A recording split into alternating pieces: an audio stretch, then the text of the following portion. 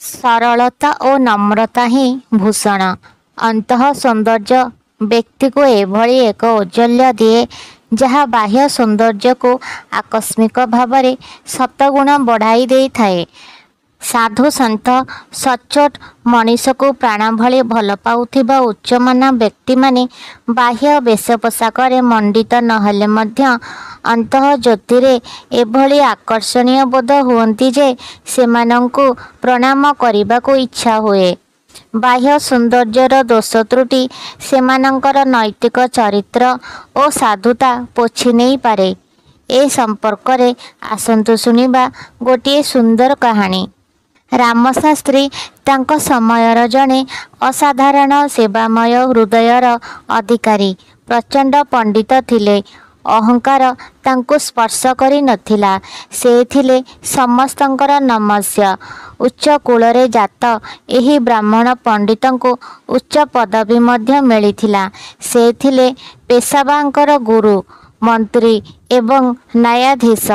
अत्यंत विनयी सदा सर्वदा निराडंबर सरल जीवन यापन करुथिले।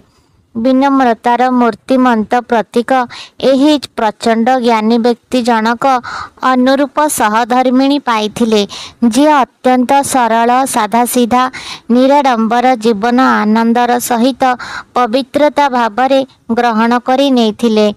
थरे पेशावांक पत्नी रामशास्त्री पत्नी को आमंत्रण कले तांको नअर को जीवा पाई।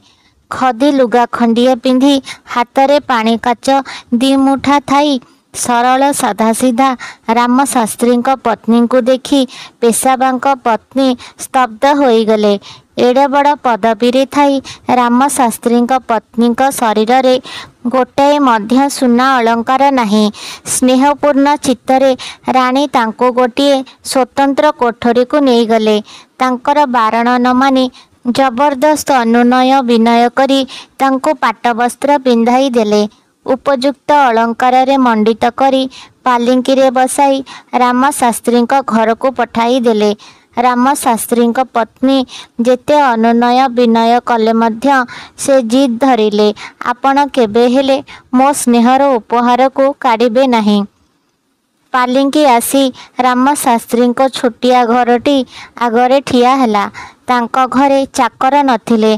कबाट बाड़ेबारु निजे रामशास्त्री दुआर खोलिले। प्रहरटी कहिला, आज्ञा राणी मां को कहिबा अनुसारे मो आपणक पत्नी को आपणक घरे छाड़िबा पई आसीछि। पत्नी पालिंकी रे ओल्हाई संकुचित भावरे ठिया होइछंती। ए गहना ओ पाट तांको माड़ी माड़ी पड़ुछि। रामशास्त्री नुआ भेषभूषारे मंडिता पत्नी को देखी प्रहरी मुह को चाही कहिले, सुण भाई, तुम्हें भूल कबाट पाखक चली आसीछ। ए मोर पत्नी नुहंती, कौनसी धनी व्यक्ति पत्नी। तांको यथास्थान रे छाड़ी आस। पत्नी स्वामी कथा बुझी पारिले और तुरंत पालिंकी रे बसी महल को फेरीगले। सेठारे सबु गहना पाट काढ़ी आपणा शाढ़ी पिंधि साधा सीधा भावरे रामशास्त्री घर को आसी क्षमा मागिले। कहिले, राणी माँ मते जबरदस्त गहना शाढ़ी पिंधाई थिले।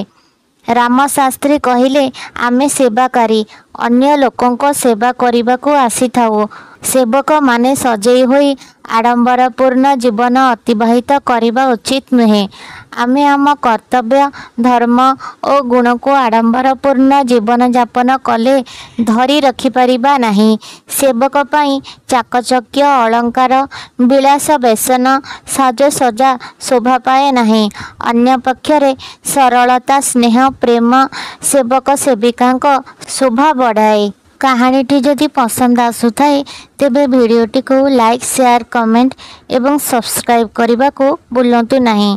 भिडियोटी को शेष पर्यंत देखिथिबारु आपण मानंकु बहुत बहुत धन्यवाद।